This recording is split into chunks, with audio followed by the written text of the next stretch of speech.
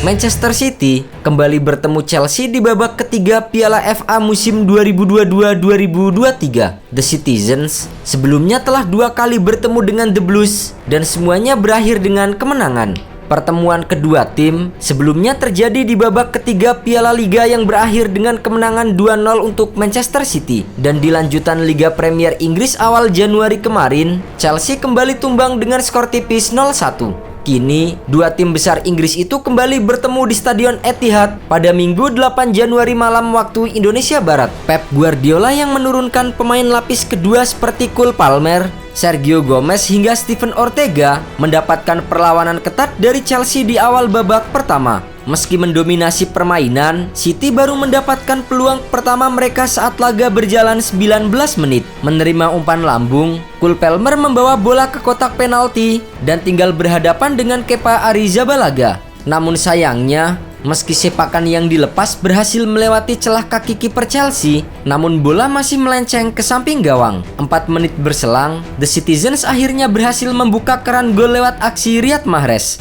Memanfaatkan situasi tendangan bebas menyusul pelanggaran Lewis Hall di depan kotak penalti, pemain timnas Aljazair itu langsung melepaskan tembakan kaki kiri yang masuk ke gawang Kepa Arrizabalaga. Unggul 1-0, tuan rumah semakin di atas angin setelah wasit menghadiahi tendangan penalti menyusul handsball yang dilakukan oleh Kai Havertz. Julian Alvarez yang maju sebagai eksekutor dengan tenang mampu menaklukkan Kepa dan membawa City unggul 2-0. Tertinggal 2-0, Chelsea malah semakin tertekan di akhir babak kedua. Hasilnya, tim asuhan Graham Potter kembali kebobolan di menit ke-38. Kali ini melalui aksi dari Phil Foden. Berawal dari serangan yang dibangun pemain tuan rumah, Kyle Walker melepaskan umpan tarik ke depan gawang yang langsung disambar oleh Phil Foden. Skor 3-0 untuk kemenangan Manchester City bertahan hingga babak pertama selesai.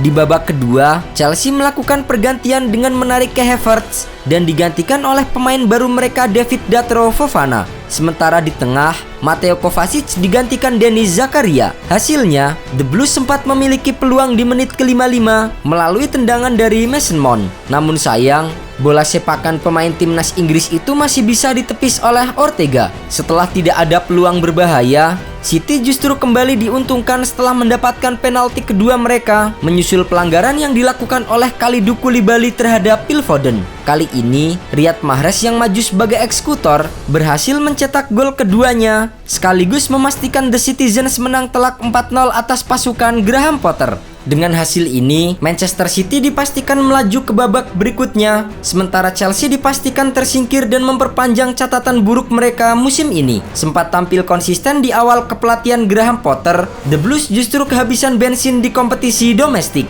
Kekalahan 0-1 atas Manchester City di Stamford Bridge membuat Chelsea berada di peringkat ke-10 klasemen sementara Liga Inggris. Tercatat, dalam 8 pertandingan terakhir di semua ajang, The Blues telah menelan 6 kekalahan, 1 kemenangan dan sekali imbang. Meski begitu, pelatih Graham Potter mengatakan bahwa ia terus merasakan dukungan dari para pemain dan kepemilikan klub meski mereka tengah mengalami kesulitan. Potter juga menyoroti awal era Pep Guardiola, Jurgen Klopp dan Mikel Arteta. Ketiganya juga gagal memenangkan trofi di musim pertama mereka sebagai pelatih klub mereka masing-masing. Saya pikir Pep ada di sana setahun sebelum mereka memenangkan apapun, dan kemudian jelas Mikel dan Jurgen membutuhkan sedikit waktu. Ini mungkin berbeda bagi saya, tapi saya tidak memberi skala waktu untuk itu. Saya tahu saya mampu dan saya tahu kualitas yang saya miliki. Saya mendapatkan dukungan penuh dari pemilik dan para pemain serta staf di sini. Dan Anda dapat melihat dari dukungan yang kami miliki di luar sana, itu luar biasa. Di bawah mantan pemilik Roman Abramovich, Chelsea menerapkan strategi yang kejam dalam hal perekrutan dan pemecatan di Stamford Bridge. Namun, Potter mengatakan pendekatan itu telah berubah signifikan sejak sebuah konsorsium yang dipimpin oleh orang Amerika Todd Boehly menyelesaikan pengambil alihan klub.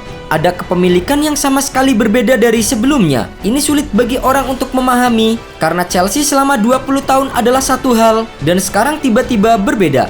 Sementara itu, performa buruk Chelsea akhir-akhir ini tidak lepas dari banyaknya pemain pilar mereka yang mengalami cedera. Di antaranya, ada kiper Edward Mendy yang mengalami cedera bahu, bek Reece James dan Wesley Fofana yang mengalami cedera lutut, Ben Chilwell, N'Golo Kante dan Raheem Sterling mengalami cedera hamstring. Dengan pasukan yang ada saat ini, selanjutnya Graham Potter akan memimpin Chelsea bertandang ke Craven Cottage, markas klub promosi Fulham pada hari Jumat 13 Januari 2022. Secara materi pemain, The Blues memang unggul dari Fulham.